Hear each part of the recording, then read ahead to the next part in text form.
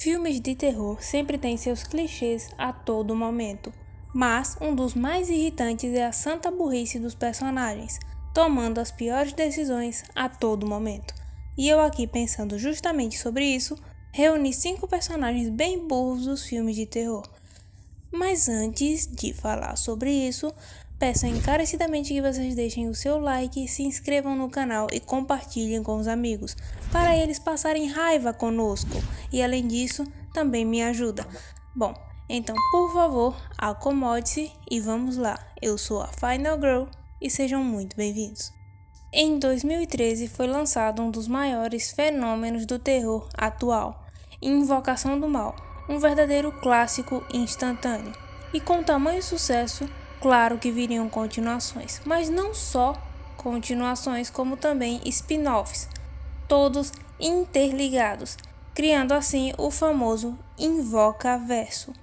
E um dos maiores sucessos dessa franquia interligada foi a bonequinha encapetada Annabelle, que teve 3 filmes próprios. E no terceiro filme, que conta a história de Judy Warren, filha dos protagonistas do Invocação do Mal, que fica com sua babá por um fim de semana enquanto os pais dela viajam. E por ser aniversário de Judy e a garota não ter muitos amigos, Mary Ellen, a babá que está cuidando dela, resolve chamar uma amiga dela. Aliás, chamar não, é a garota que se oferece, Danielle, já com más intenções, e é daí que vem a burrice. A Annabelle, após os acontecimentos dos outros filmes, fica presa na casa dos Warren, dentro de um quarto que eles armazenam os objetos amaldiçoados que eles já coletaram. E a Danielle, que perdeu seu pai e se sente muito culpada por isso, tem a brilhante ideia de entrar num quarto cheio de objetos amaldiçoados e tentar se comunicar com seu pai morto, abrindo uma caixa com uma certa bonequinha lá dentro, que tem uma placa escrita "Não abra", com cruzes e água benta ao redor. E acho que realmente ela achou que iria dar certo em algum momento. Sinceramente, eu não sei em qual, mas ela realmente achou. E todos os acontecimentos ocorridos no filme, o motivo foi esse bendito pensamento de abrir uma caixa que claramente está amaldiçoada e que isso daria em alguma coisa boa para essa Daniela. 2003 iniciou uma leva de remakes de clássicos dos anos 70, 80 e 90, como o Massacre da Serra Elétrica, o remake, que abriu margem para outras produções. E uma delas, que chegou um pouco mais tarde, foi A Morte do Demônio de 2013, remake do clássico Evil Dead, que conta a história de um grupo de jovens que vão para uma cabana ajudar uma amiga que está tentando se libertar das drogas, e foi justamente por esse lugar ser bem isolado. Mas, nessa casa, o burrão da vez, Eric, um dos jovens, acha um livro embalado em arame e escrito a cada página "Não leia, não leia", e o que ele faz? É claro que ele lê. E é isso que desencadeia tudo de ruim que acontece no filme. Ao ler as coisas escritas naquele livro, aliás, em voz alta, o que faz com que a pessoa mais vulnerável do local seja possuída, Mia, justamente a garota que estava tentando se libertar das drogas, por uma entidade maligna que deseja matar a todos para trazer outra entidade maligna. Mais ou menos isso. Aliás, qual o problema desses personagens com instruções tão simples? Tipo, você encontra algo escrito "não leia" ou "não abra", e no caso do Eric, o livro ainda foi escrito em sangue e você abre. Ou pior, ainda lê em voz alta. Bom, eu não sei vocês, mas eu colocaria esse livro exatamente onde eu achei e sairia como se nada tivesse acontecido. Mas como o idiota do Eric não fez isso, ele é mais um dos personagens mais burros dos filmes de terror. Os canibais assassinos ficaram extremamente populares no início dos anos 2000, com o filme Pânico na Floresta, mas mesmo assim não acho que tivesse sido sucesso suficiente para ter 7 filmes. mas ainda assim teve, e claro, a cada filme que se passava, o QI de cada personagem diminuía 30%. Acho que menos no primeiro e no sétimo, que ainda tem alguns que se salvam. Mas, como estamos falando de burrice, vou lhe citar um dos casos mais evidentes de insuficiência de neurônios, em Pânico na Floresta 4, ou Pânico na Neve, como você preferir, em que um grupo de jovens andando de motoneve acabam sendo pegos por uma tempestade e decidem se abrigar em um hospital psiquiátrico abandonado, onde os canibais estão abrigados.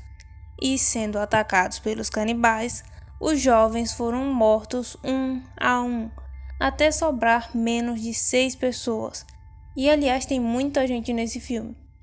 É quando, com um plano bem mequetrefe, eles conseguem a proeza de prender os canibais numa cela dentro do hospital. E não é essa a ideia ruim nem burra. Essa realmente deu certo, surpreendentemente. E lá, o problema é que um dos personagens tem a ideia de queimar os canibais. Também não é a atitude burra aí. Ideia boa. Eles mataram os amigos deles, agora eles estão presos. Queima essas desgraças. Mas uma das outras antas, a mais imbecil delas, diz que não. Disse que eles não deveriam matar os canibais para não se igualarem a eles, que matam por sadismo.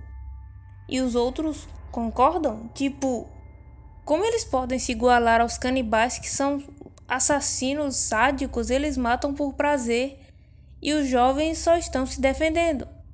E é claro, e sem a menor dúvida, que eles não matando os canibais vão escapar. É o que acontece, eles escapam e, spoiler, adivinha, eles matam todos, eu repito, todos os personagens, merecidamente.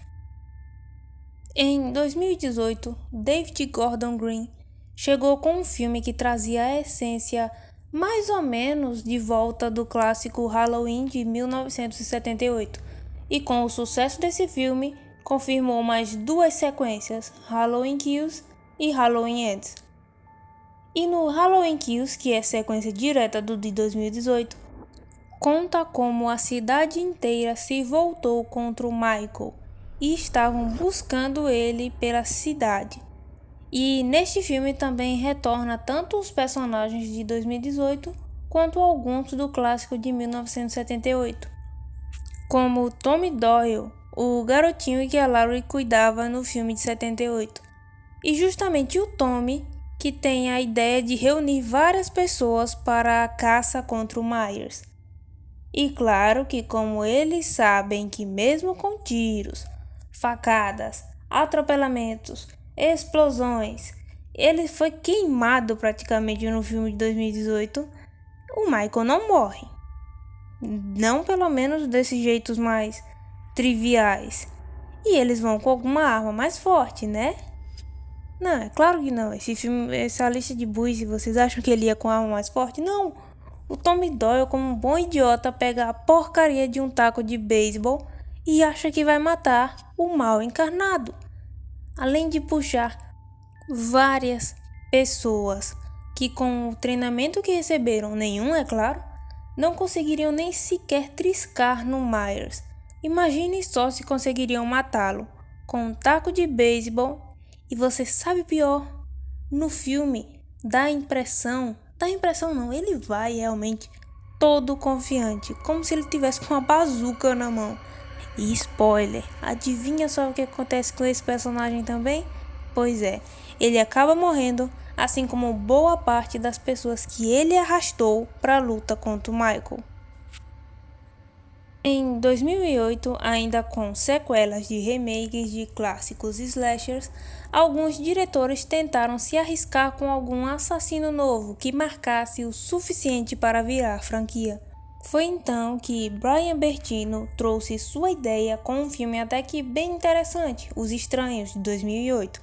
E apesar de seu sucesso até que promissor, uma sequência só foi lançada 10 anos depois.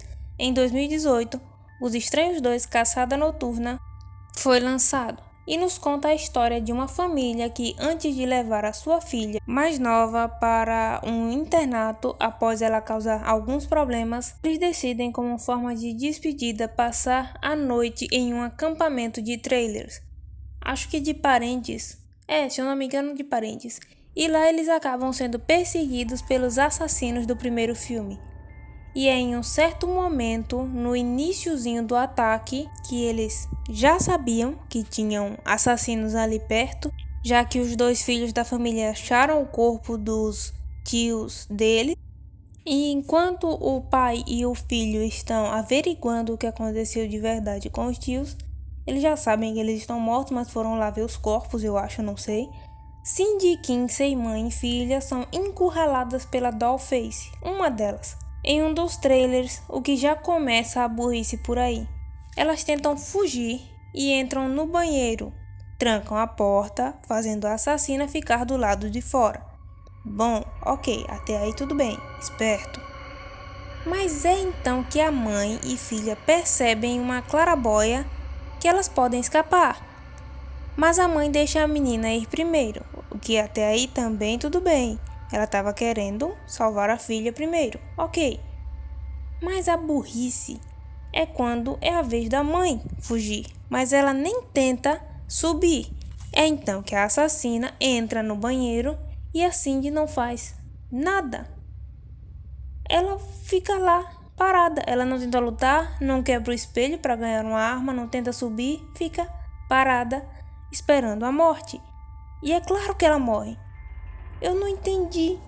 Tipo, a filha subiu, ela podia ter tentado subir, ela podia ter dado uma cotovelada na mulher, podia ter batido. Ela não parece se importar que ela vai morrer. Ela fica olhando para Kinsey como se fosse se despedindo, mas ela não faz nada.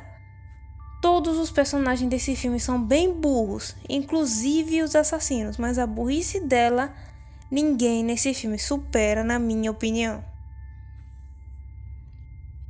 Bom, é claro que tem outros personagens bem imbecis em filmes que merecem estar nessa lista, e merecem mesmo. Então, se você lembra de algum, deixe aí nos comentários. Depois eu dou uma lida e quem sabe a gente não faz uma parte 2, certo? Bom, muito obrigada pessoal pela atenção e paciência. Até a próxima e tchau!